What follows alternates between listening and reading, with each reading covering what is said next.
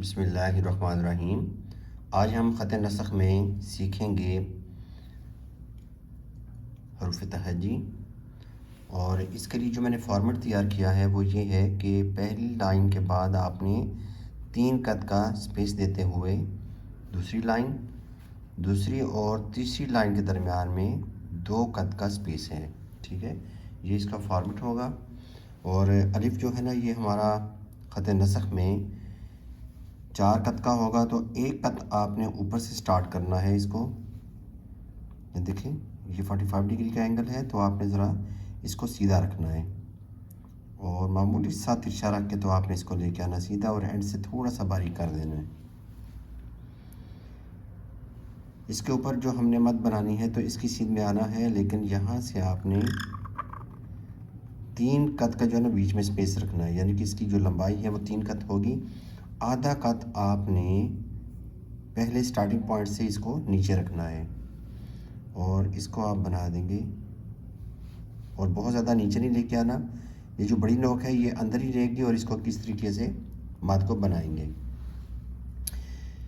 बा को लिखेंगे तो बा को लिखने के लिए हमने ऊपर से 1 कद छोड़ के, तो आपने ये देखें, ये दूसरा जो कद है यहाँ से आपने स्टार्ट करना है और बिल्कुल इसी तरीके से रखेंगे जैसे आपने अलिफ के लिए कद को रखा था।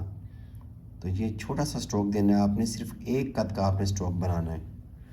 और इसके बाद आपने यहाँ से थोड़ी सी कर्व करते हुए ये गोलाई दे देनी है। तो ये हमने लिखा है बा। अब बा जो है ये भी 4 कद में आपने बनाना होता है ख़त नस्ख़ में। जीम को बनाते हैं। जीम जो है यहाँ से हमने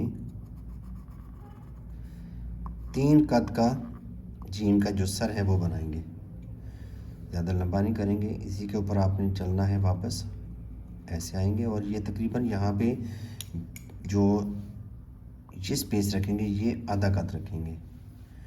यहाँ से आपने थोड़ा सा इसको सीधा करना है और ये देखें नीचे वाली गोलाई पे आके यहाँ से नीचे वाली नोक उठा लेनी है और इसके सर से आपने तकरीबन 1 कद आपने आगे लेके जाना है। ठीक है,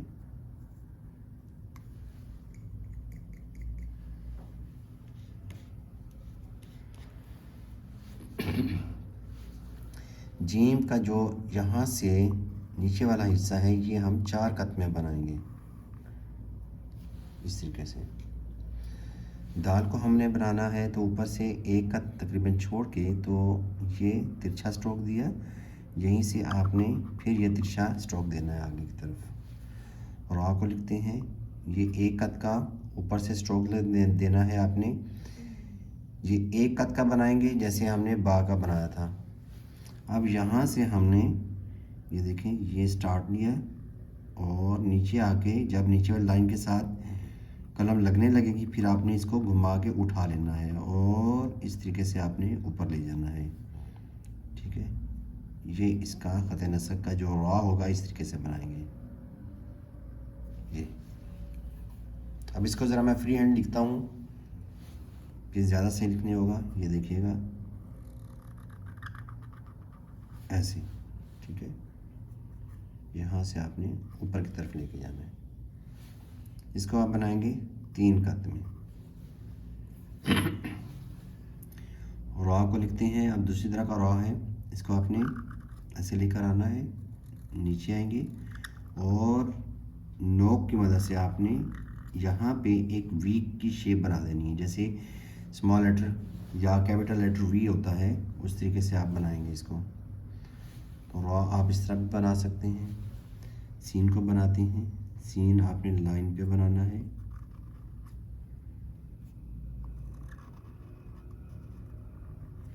एक कद आपने नीचे आना है। यहाँ पे सीन का ये जो दंदाना है 1 कद और यहाँ पे 1.5 कद का बनेगा ये वाला अगला। अब यहाँ से आपने थोड़ा तिरछा नीचे की तरफ जाना है, ये देखिए, फिर आपने इसकी गोलाई को उठाना है। इसको ज़्यादा ऊपर नहीं लेके जाएंगे। बीच में स्पेस देखें 1 2 3। अब इसमें ख़त नस्ख़ का जो नुक्ता होता है या कत होते हैं वो छोटे छोटे लगाने होते हैं, ठीक है। बहुत बड़े बड़े करके इस तरीके से पैमाइश नहीं करेंगे, छोटे लगाएंगे।